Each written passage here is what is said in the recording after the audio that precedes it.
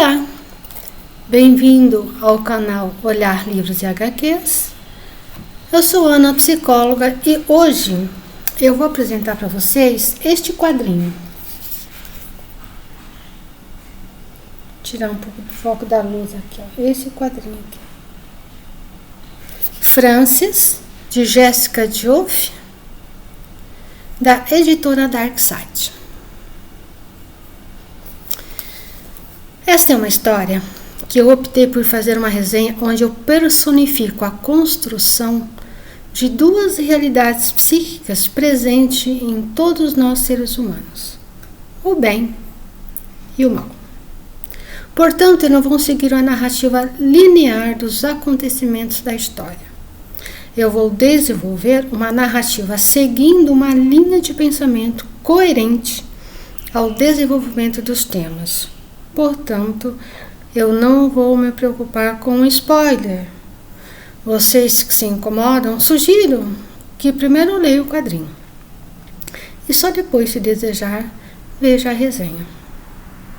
Agora, se não se incomodar, fica ao critério de vocês.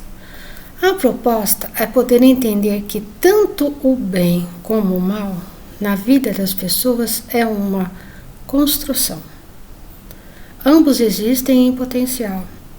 O exercitamento pela consciência na vida das pessoas é quem dá o tom, luminoso ou sombrio. A proposta é poder entender que tanto o mal, um nome dado a atitudes que envolvem agressividade, raiva, inveja, que foi sendo construído desde os primórdios da humanidade.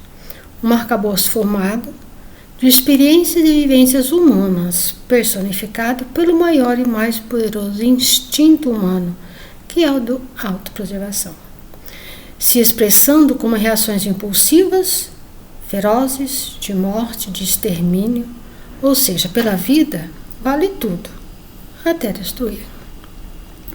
Num lema vigente e atuante de primeiro eu, depois o outro, que desconhece a possibilidade da existência de eu e o outro.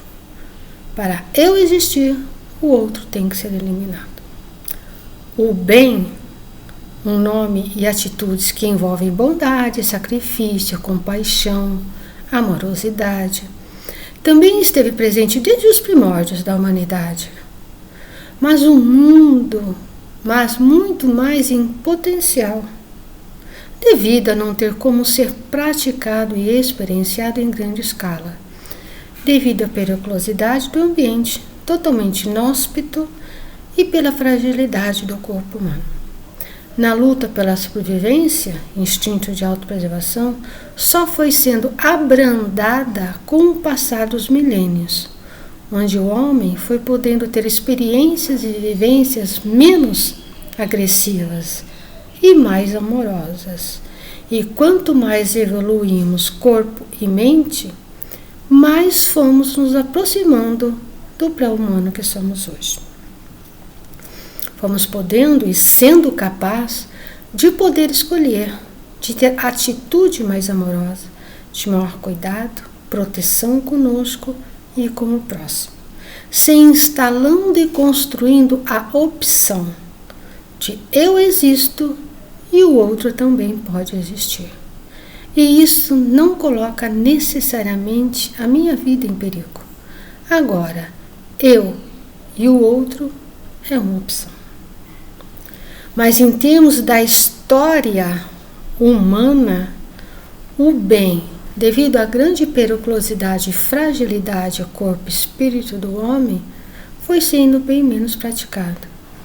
Num processo de desenvolvimento humano, pelo desenvolvimento da consciência, de suas habilidades para enfrentar o ambiente hostil, ficando cada vez menos perigoso e menos persecutório, moldando o ambiente às suas necessidades e, com isso, proporcionando o olhar, o perceber, o analisar, o pensar cada vez mais sofisticado, entendido como a expansão da consciência de si e do meio, no decorrer das décadas. Hoje, praticamos o bem em uma escala muito maior.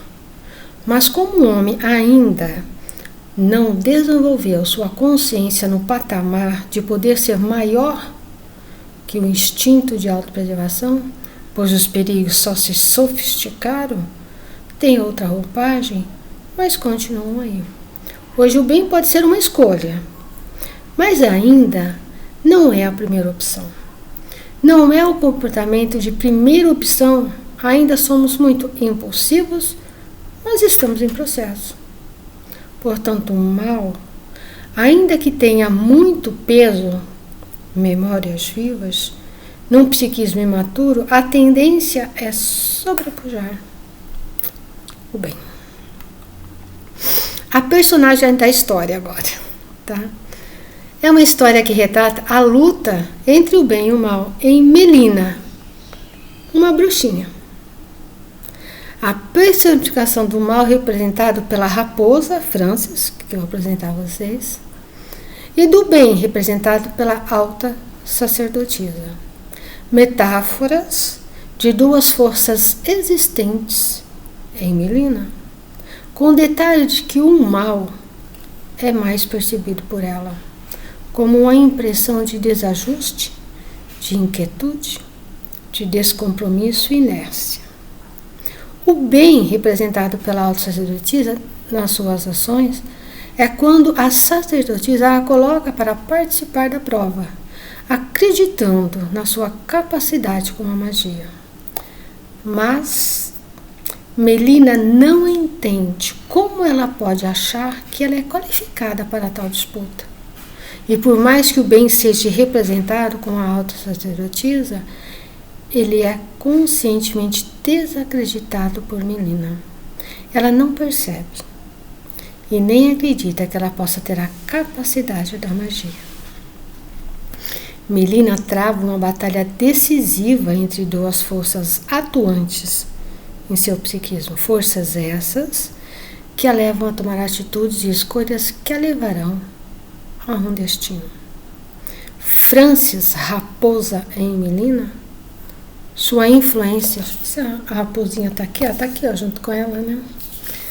Francis em Melina, sua influência, seu despertar na consciência é responsável pelas atitudes muito mais reativas, impulsivas, personificando a inércia e o descompromisso. A alta sacerdotisa, o potencial que representa a construtividade, a amorosidade, o compromisso, atributos esses, quase inexistentes, com pouca representatividade nas atitudes de Melina.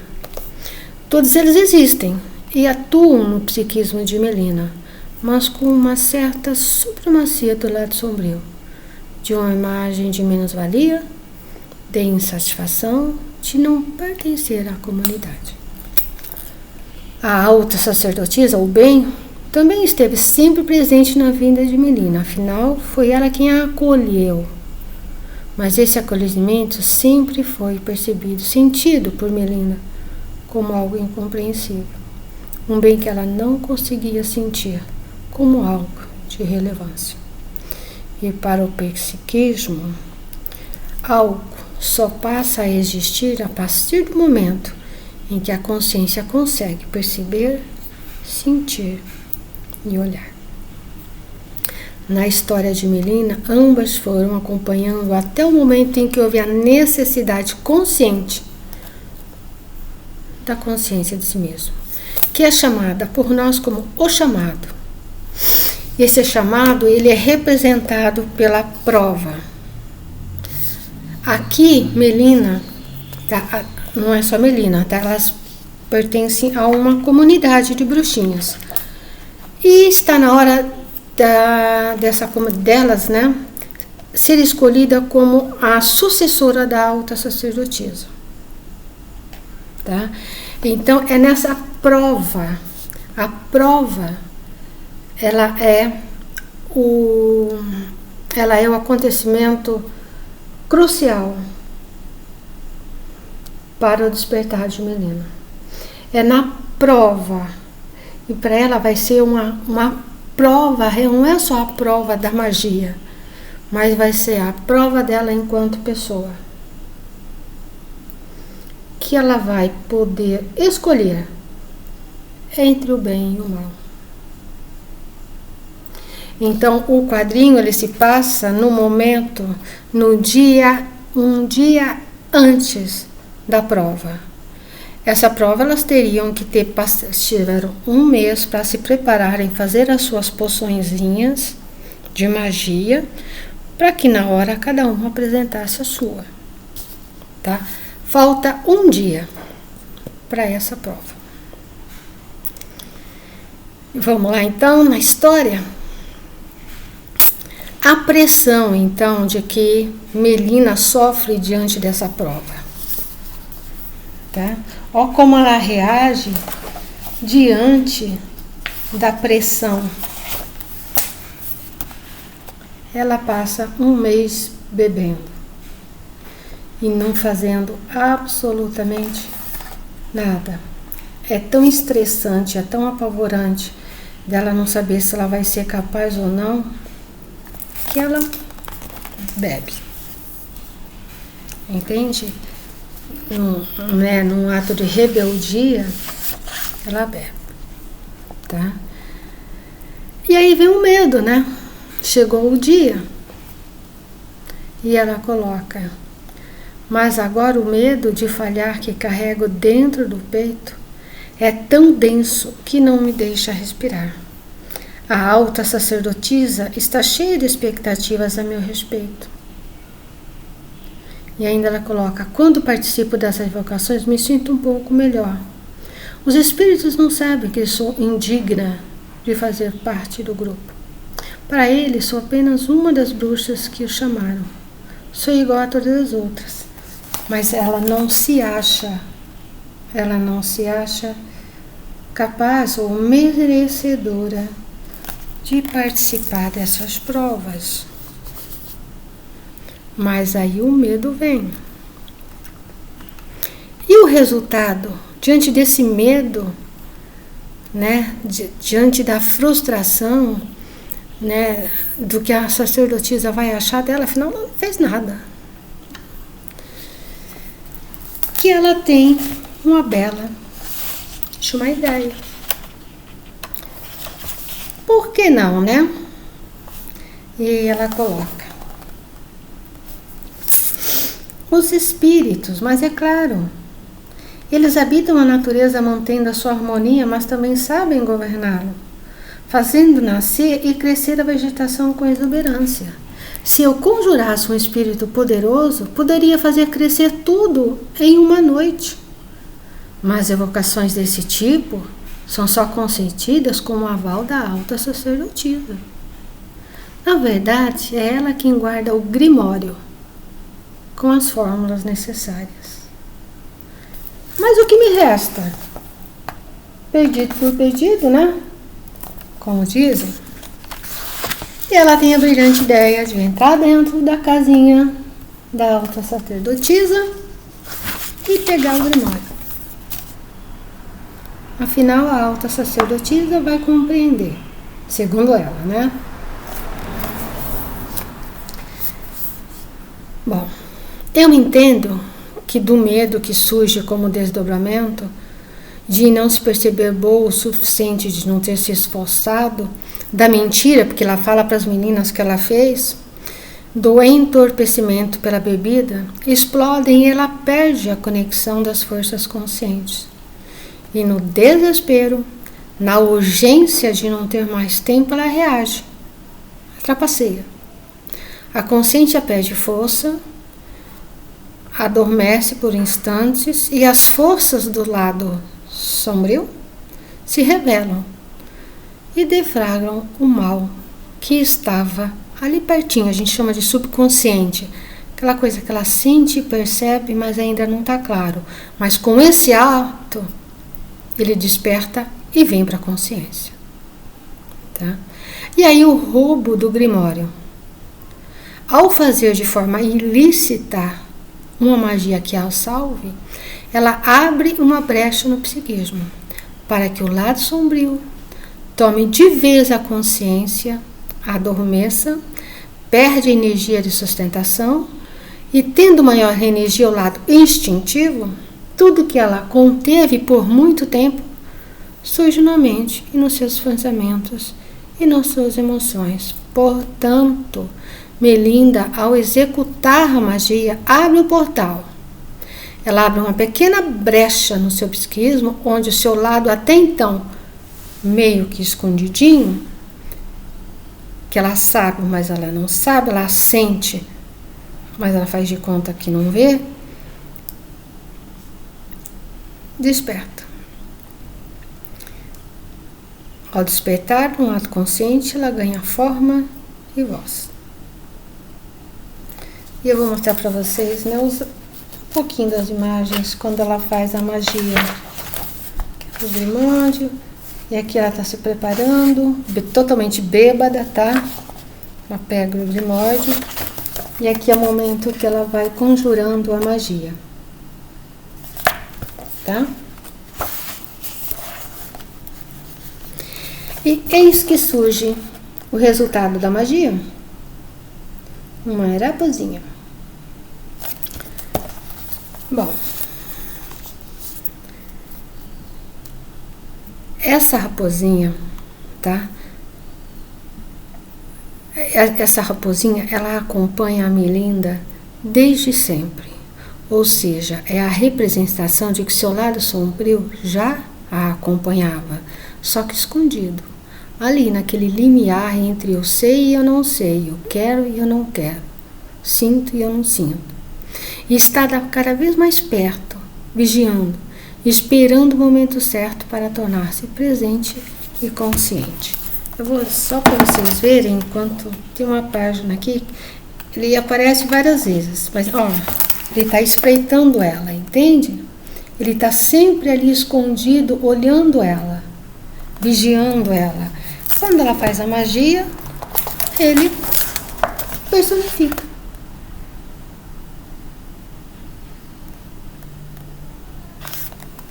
Tá?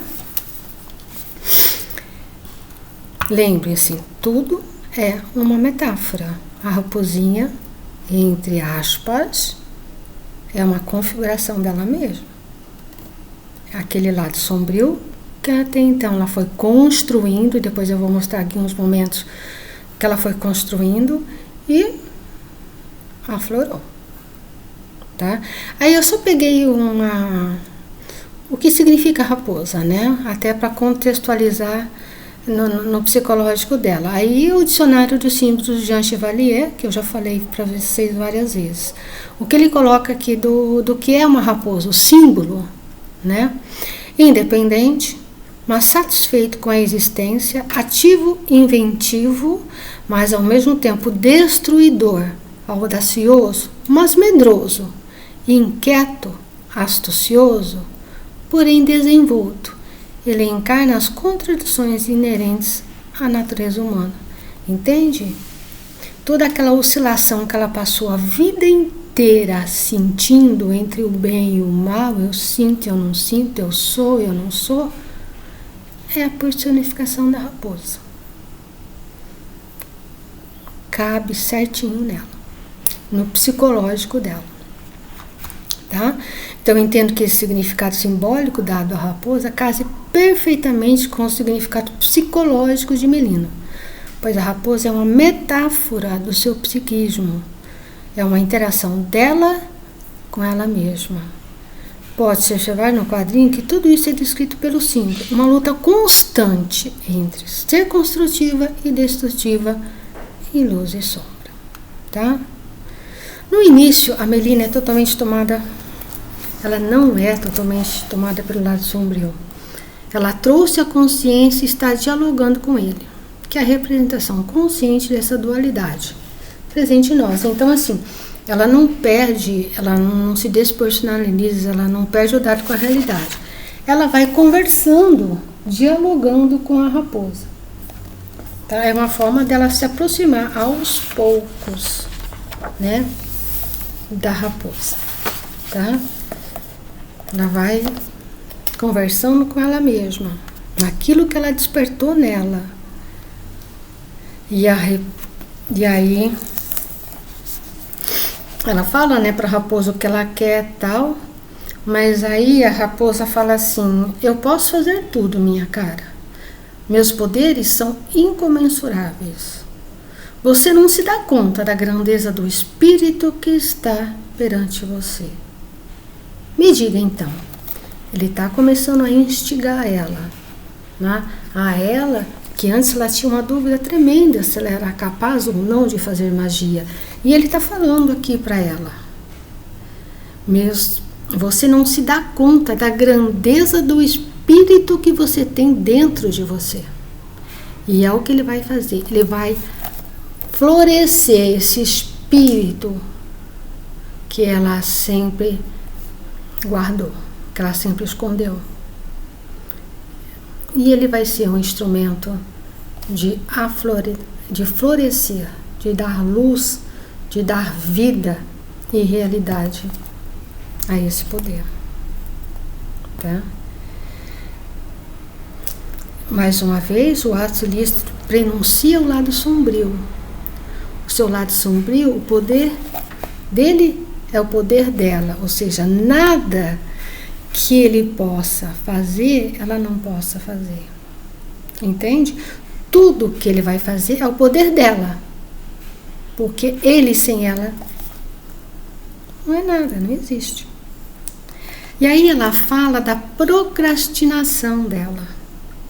Aí ela coloca: fiquei procrastinando em vez de preparar poções e ervas mágicas para enfrentar a prova mais importante da minha vida, que vai acontecer amanhã. Preciso consertar tudo até a aurora. Ela reconhece, é claro que ela tem consciência da procrastinação, da bebedeira dela, da falta de compromisso, da inércia. Ela não é inconsciente em relação a isso. Ela sabe, ela só não foi maior que tudo isso. Tá? Metaforicamente, isso eu já falei. Embora ela reconheça suas falhas, não há espaço para outra atitude a não ser a trapaça. E o diálogo que trazem personifica a oscilação entre o bem e o mal. Ainda, sua consciência briga para permanecer vigente, mas a raposa vai aos poucos, estimulando o seu lado sombrio, que vai instigando para que ela cada vez mais aumente a sua conexão com o lado sombrio. Tá? Que elas estão conversando, tal, né? Ele coloca: adquiri essa forma no momento em que fui evocado, mas não acho que sou o espírito de que você precisa. Meus poderes são de outra natureza. Porque ela está pedindo assim, ela quer ajuda. E o que essa raposa vai fazer? E a raposa está falando que ela é um tipo de um espírito, mas não é esse espírito que ela está pensando que ele é. Tá? E ela fica toda emburrada, né? Porque na verdade ela conjurou um espírito que não vai ajudar ela a fazer as poções. E ela fica assim bem emburradinha. Tá? E aí ela vai colocando o desespero dela, né? A cada segundo que passa, a esperança de resolver meu problema diminui. Achava que tinha acertado em cheio com a evocação, mas agora tenho que me conformar. E aí a raposa fala: você ainda está pensando naquela prova de amanhã? Você conjurou o grande Francis, não perca essa oportunidade. E aí, num momento de conversa deles, ela sai voando, né? Uma brincadeira, ó. Ele sai atrás dela. E olha o que acontece com ele. Ele se transforma.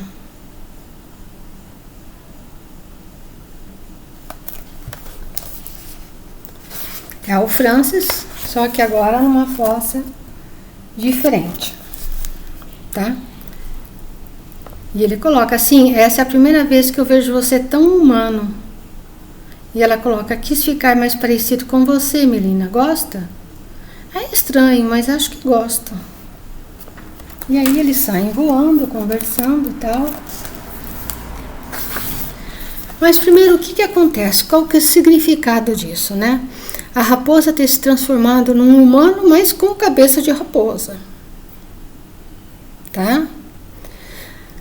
A sua transformação, né, psicologicamente se traduz em um ser movido exclusivamente por instintos, impulsos e desejos. A dualidade persiste, pois tem um corpo humano, mas reações são movidas pelo lado não humano, mas animal. Para Melina, um agravante, pois o seu lado humano deixa ou praticamente adormece, e o seu lado instintivo ganha cada vez mais força, onde seu psiquismo tem sua dinâmica do lado reativo e não reflexivo. Ou seja, é uma metáfora porque ela continua humana. Mas o que está mandando é um instinto, é a rebeldia, é a sombra, é tudo aquilo que ela fez, né? A formilista que ela fez, ou seja, ela está cada vez mais incorporando o lado instintivo e sombrio nela, tá? E aí um diálogo deles, ele coloca: quando acho que estou acostumando com a sua mutação contínua, você me aparece com essa forma nova. Você não para nunca, Francis? E ele coloca: você é que é parada demais. Será que não tem medo de mudar? Só que desse jeito você corre o risco de morrer de tédio. Ela coloca: é verdade. Vivo no clã desde que nasci, mas lá que era para ser a minha casa, me parecia uma prisão. Eu nunca fiz nada para mudar as coisas.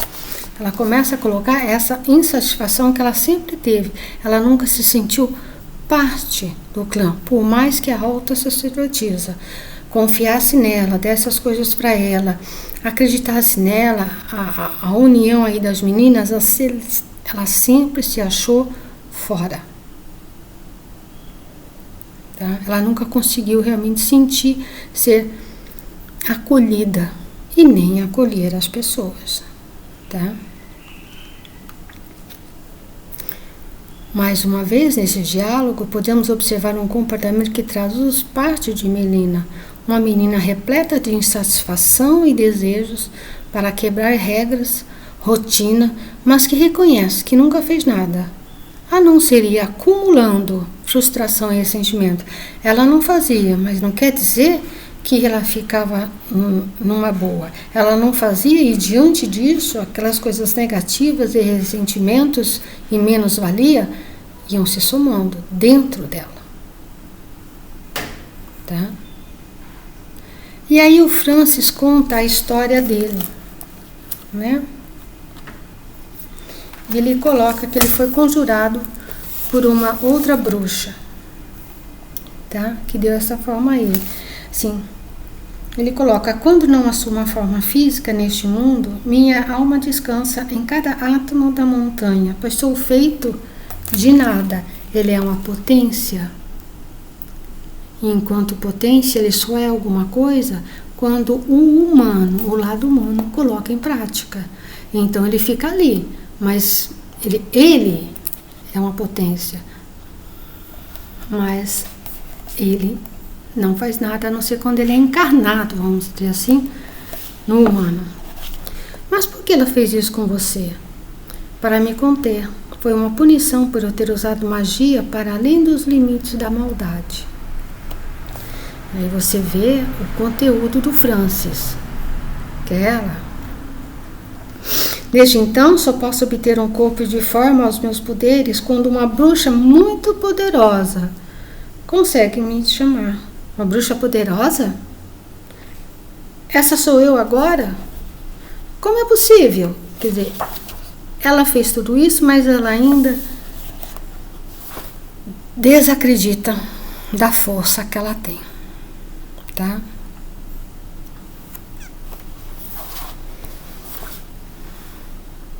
Vamos lá.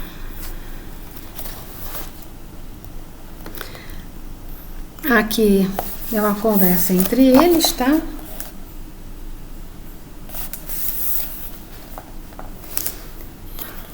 Quando ela coloca como é possível, né? Ele coloca, nesse diálogo entre os dois, podemos entender que Melina sempre esteve de alguma forma ligada, ou podemos dizer, ouvindo um chamado sutil e distante de Francis. E essa conexão é muito antiga, embora pudesse ser inconsciente para Melina. Quando ele diz, sou feito de nada, posso entender que o poder para o mal é apenas potencial. Uma energia sem forma e expressão, que ganhou vida através da sua invocação, ou seja, do seu despertar na consciência. Mais uma vez, podemos entender que o lado sombrio de Melina foi sendo desde muito cedo, sem ter consciência, se fazendo presente e tomando forma, porque ela diz sobre esse Monte Orfeu, onde ele diz ficar, que ela sempre quis subir e saber o que tem nesse Monte Orfeu, ou seja, ela sempre esteve ligada inconscientemente a essa força. Tá? E aqui deve existir um poder, ele fala, na verdade, deve existir um poder surpreendente escondido em você, no fundo do seu coração. É isso mesmo, é tão denso que dá trabalho atravessar, e ele atravessa ela. Que ela está falando, mas eu sou a bruxa poderosa? Eu sou essa bruxa poderosa? Ele fala que pode um poder tão denso e escondido no fundo do seu coração. Ela coloca, que dor! De onde você tirou essa ideia de me atravessar? Foi horrível. Aí ele coloca, me perdoa, era a única maneira de você entender. Não imaginei que tivesse toda essa escuridão escondida em meu coração. Ela coloca. Ele mostra para ela a escuridão que ela tem dentro do coração. E está se tornando cada vez mais consciente dessa escuridão.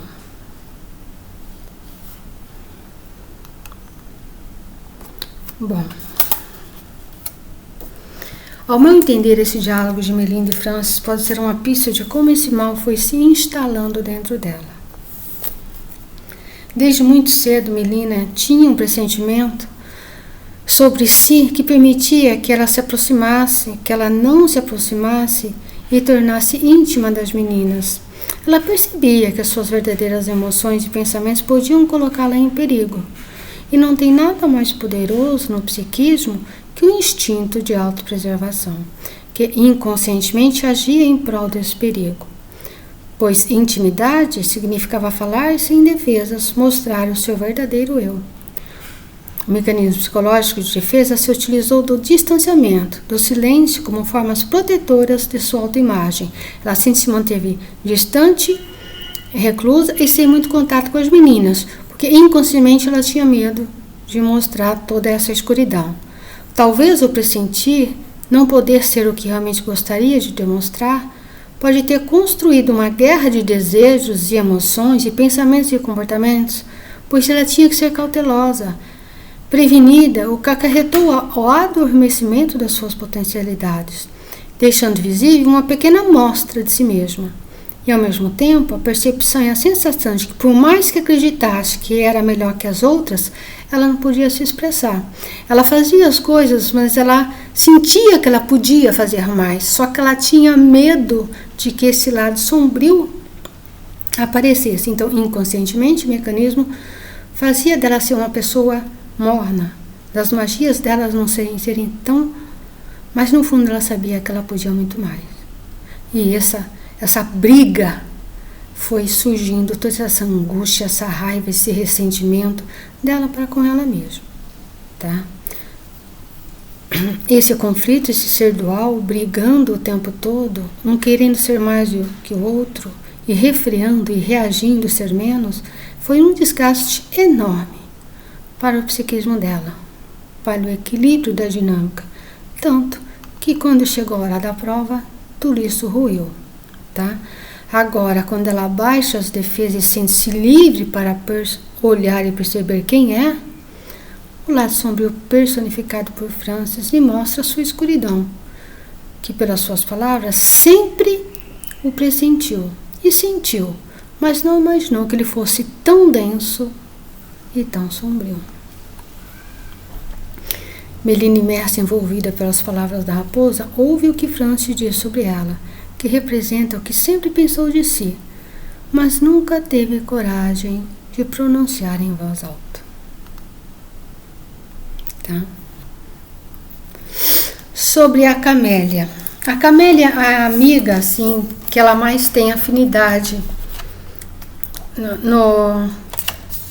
Então ela diz que a Camélia sempre foi a pessoa que se aproximou dela, porque ela se mantinha sozinha, afastada, e a Camélia sempre foi aquela pessoa que incentivou, que ficou perto dela, que deu, sabe, que se tornou uma grande amiga para ela.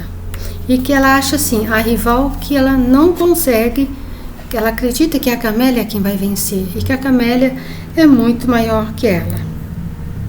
Aí ele coloca: parece que você se sente inferior, mesmo que aparenta ser de fato uma ótima bruxa.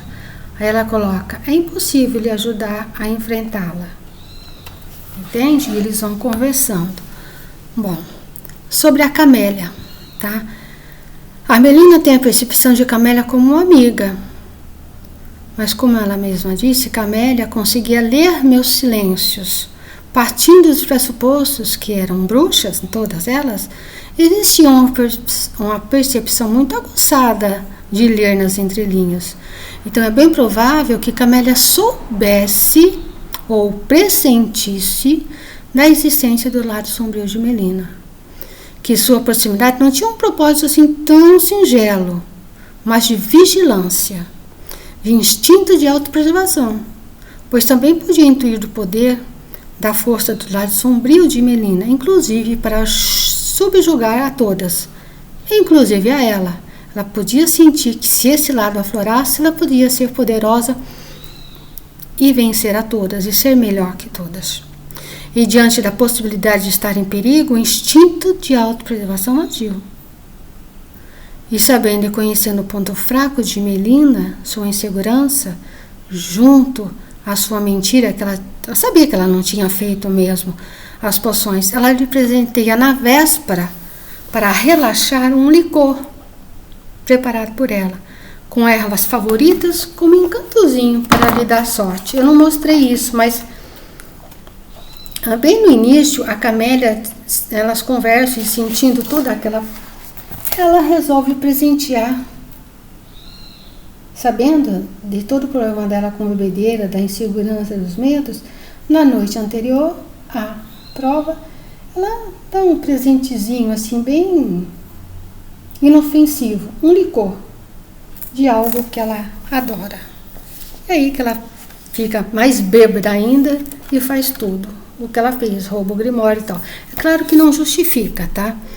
Não estou falando que esse licor tal, mas que a Camélia agiu para dar um empurrãozinho, que ela nem sabia o que ia acontecer, mas ela deu um empurrãozinho para eliminar de vez a Melinda, tá? Bom, aqui que é 53 hoje, ela se desespera porque não tem mais o que fazer, né? Já está acabando, logo o dia vai amanhecer. E ela entra no desespero. Aí ele fala assim: talvez não seja o tipo de ajuda que você tinha imaginado. Do que você está falando? Ela pergunta. Faltam poucas horas, quase está amanhecendo. Aí ele fala assim: confia em mim. É a primeira vez que Francis parece sinistro. Ele é um espírito misterioso e incompreensível. Então vamos ver. E ele chama ela, tá? Para acompanhá-lo. E eles vão na casa da Camélia, que é aquela bruxinha, né? A qual é a favorita, a qual é a Bambambam, né? E ela é estranha, né? Ela não entende no primeiro momento por que o Francis levou ela ali, né? Aí ela só vai ver que tá a casinha dela toda, né, toda bonitinha, arrumadinha, com as poções todas prontas, tal. Ela não lembra, ela não liga muito no primeiro momento, tá? Bom, Nesse momento, tá, pelas falas delas aqui, ainda ela se sente mais insegura ainda, ela se sente menos inferior ainda, porque a Camélia é a maioral. O Francis vai pegando esse lado dela de de baixa autoestima, né? Então ele vai percebendo essa fragilidade e mais uma vez ele joga com as palavras e diz o que Melinda ainda não tem coragem de assumir totalmente, onde o lado sombrio se torna cada vez mais atrativo para conseguir seus desejos. E aí ele coloca assim: mas por que estamos aqui? Ela coloca: você não tem vontade de sumir quando observa a superioridade do trabalho dela, a Camélia? Já que não podemos operar milagres com você, basta fazer com que ela se apresente no seu nível. O que você quer dizer? Estou entendendo. Como? Ora, vamos lá. Acho que você entendeu. O que você está insinuando é horrível. A Camélia é minha melhor amiga. Você não pode fingir para mim, né? Estou dentro do seu coração. Eu ouvi tudo o que se esconde lá. Sei que já passou pela sua cabeça ao menos uma vez o desejo de destruir o trabalho dela, de feri-la. Você sufoca seus verdadeiros desejos por se envergonhar deles, mas pode realmente ignorá-los para sempre? O que foi? Ele começa a fazer bagunça, né? Deixa um frasco cair. Ela no início, ela tenta refutar, tá? Ela tenta argumentar, mas é um ponto decisivo para ela. E aí ele coloca, olha, ele instiga mais ela ainda. Eu não a culpo passar a vida tentando estar à altura de uma pessoa como ela. É normal ter certos pensamentos. Nela, o brilho surge naturalmente. Já você precisa fazer grandes esforços para ser aceita. E ninguém vai notá-la na sombra de Camélia. Começa a achar que ela se aproximou de você por pena. E nessa noite ela dorme tranquila, pois sabe que você não representa perigo algum. Não vai surpreender ninguém. E aí é demais para ela. Ela chegou no ponto de ebulição, vamos dizer assim. Ela realmente atravessa o marco. E ela abraça de vez e totalmente o lado sombrio. E destrói tudo o que a Camélia havia feito.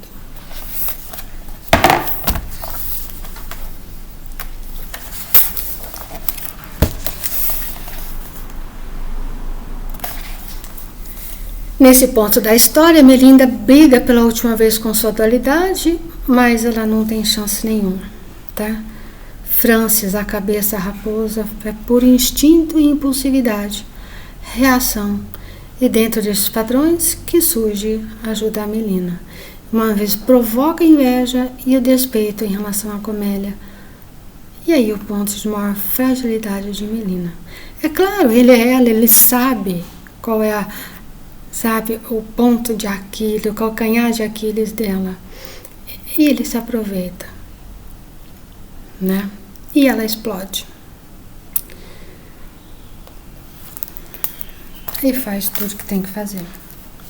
Ela dá vazão ao lado sombrio, se vê reagindo, se assusta, mas Francis novamente interfere, relembra suas amarguras e ressentimentos em tudo que sufocou a respeito de Camélia, e ela explode e não tem mais jeito. E no final, o que ele coloca, o que você sentiu dentro de si não é nada além da semente de um poder imenso. Se decidir libertá-lo, tudo vai mudar. Mesmo suprimindo-o profundamente, você e eu somos iguais. Você é uma bruxa desonesta, mesquinha e libertina. E eu quero ver tudo na minha frente. Você não deve ter vergonha de nada. Você deve me entregar o seu pior nesta madrugada. E a Melinda coloca: eu nunca me sentira assim antes. É como se tudo aquilo que eu reprimia no peito tivesse começado a queimar. E agora esse incêndio era incontrolável. Sinto que posso colocar fogo no mundo todo. É a representação da incorporação do mal na consciência. Bom, o dia amanhece, o clã se reúne, as meninas percebem o que aconteceu, a Camélia fica puta da vida com ela, fala um monte de besteira pra ela, um monte de coisa. Ela reconhece que realmente foi ela que fez, não tem como. Olha aqui essa imagem saindo dentro dela, entrando, né, na verdade, dentro dela. Entrando e saindo, entrando, é tudo a mesma coisa, né? Aí a Camélia fica puta com ela. Tem outras coisas, mas aí vocês quiserem, né? E aí ela assume mesmo que foi ela que fez toda a bagunça, arrumou o Grimório, fez feitiço, né? Feito tudo a auto-sacerdotisa, né? Não tem outra coisa a não ser, né? Você sabe que a lealdade e o respeito ao grupo são principais fundamentais do clã, por isso que entenderá que devo punir sua traição com severidade e ela é expulsa do clã. Tá? E as últimas palavras da sacerdotisa para ela, ela coloca assim: e com o coração cheio de pesar que peço que você se afaste. Mas aqui tem a última fala da sacerdotisa para ela. Ela coloca: Melina, os espíritos haviam intuído um potencial em você. Até suas companheiras reconheciam a sua distinta habilidade para evocá-los. Foi por isso que escolhi ir para a prova. Eu sabia que era arriscado, mas também era a única maneira de conseguir um avanço. Eu havia previsto um destino complicado para você, mas eu esperava estar enganada. E aí ela coloca: já sabe para onde vai? E a Melinda: quer escalar o Monte Orfano. Acho que é o mais apropriado para mim agora. A sacerdotisa entrega o Grimório para ela e fala: leve isso com você. Há de ser útil no futuro. E as últimas palavras, né? O que entende é que a Melina foi colocada à prova, mas ela não tinha força psíquica para vencer tal duelo. Não neste primeiro momento. Agora que ela experienciou, ela já sabe do que ela é capaz. A liberdade é de não mais agir na obscuridade, mas agir consciente. A mim significa que ela pode ter domínio sobre ele, pois só conseguimos lidar com aquilo que conhecemos. O lado sombrio de Melina não é mais desconhecido.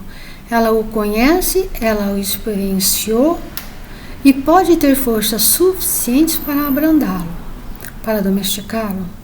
Lidar de forma a torná-lo cada vez mais iluminado, ou seja, que se torne construtivo e não destrutivo. Se ela vai ter forças para realizar teu intuito, fica uma incógnita no quadrinho. E ela coloca: querida, os espíritos obscuros são capazes de grandezas memoráveis, mas quanto mais fortes ficam, mais difícil é dominá-los.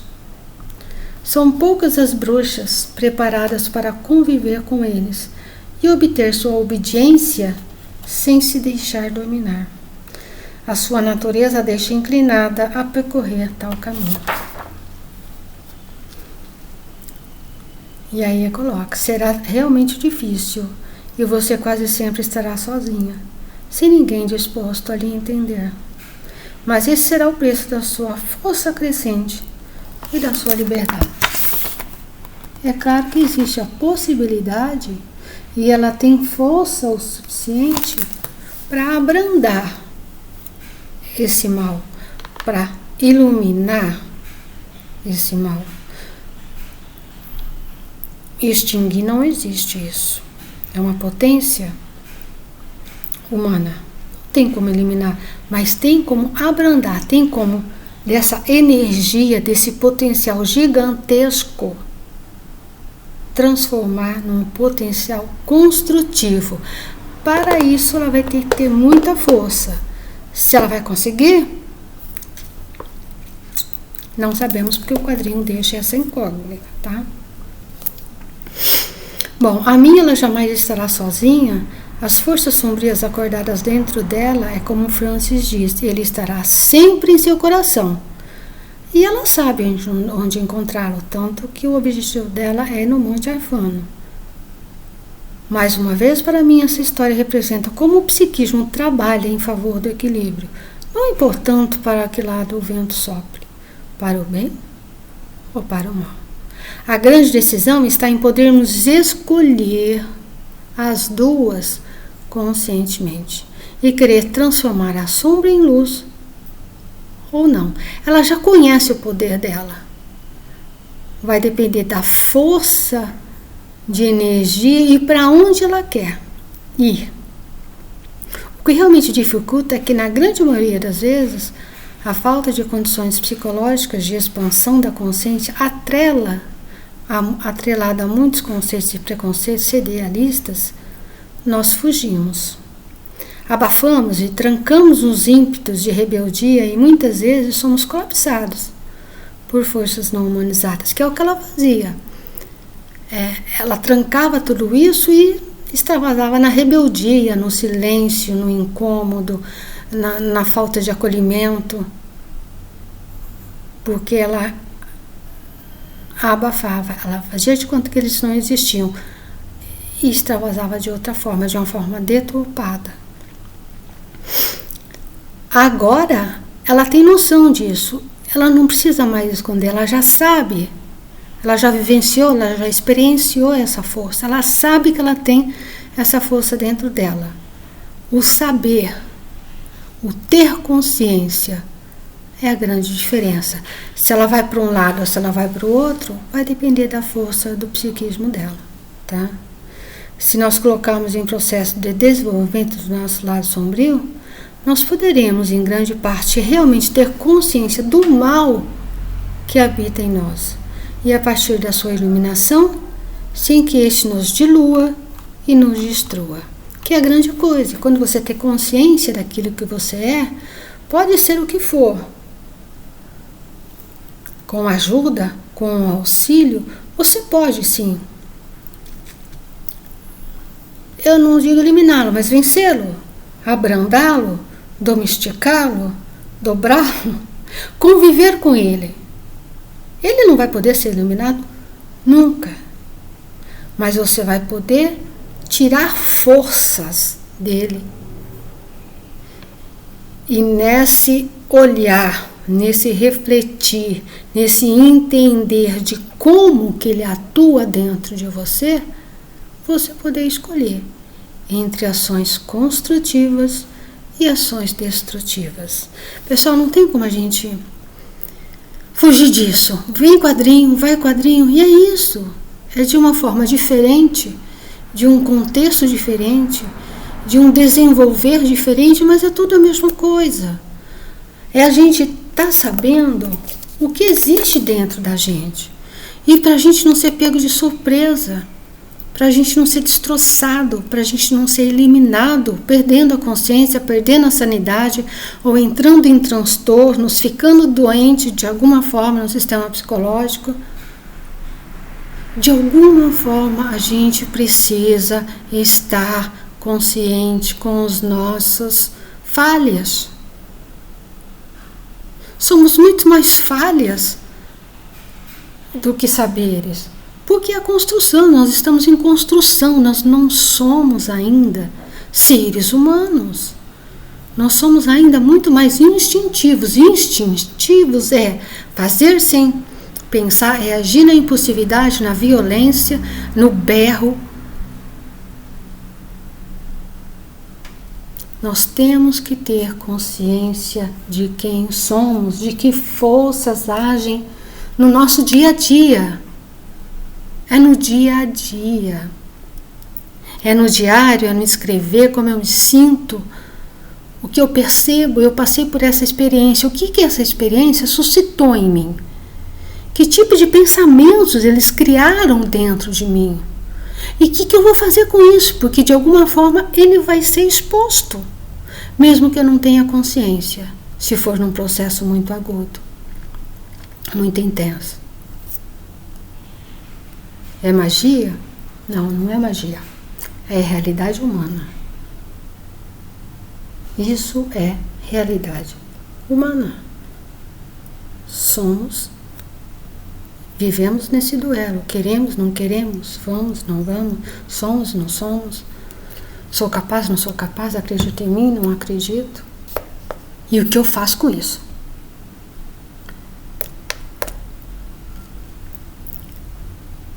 Não é? Uau, e é isso. Mais uma vez espero ter ajudado de alguma forma, ter suscitado em vocês a necessidade de vocês se entenderem, se compreenderem e serem iluminadas conscientemente, não em fantasia, não em ilusão, conscientemente, na realidade, no concreto, do dia a dia, na vida de vocês, nas repercussões da vida de vocês. O destino no sentido do que vai acontecendo na vida de vocês. Tudo é uma construção. Nada cai do além. Isso é uma verdadeira falácia. E eu vou estar sempre batendo nesse martelo. E eu vou estar sempre insistindo, pessoal. Não existe nada que aconteça com a gente que não tenha dentro da gente. Tudo é expressão, mesmo que a gente não saiba. Mesmo que no primeiro momento a gente não tenha consciência, mas então que a gente reconheça depois e que a gente procure iluminar. Nos vemos no próximo olhar.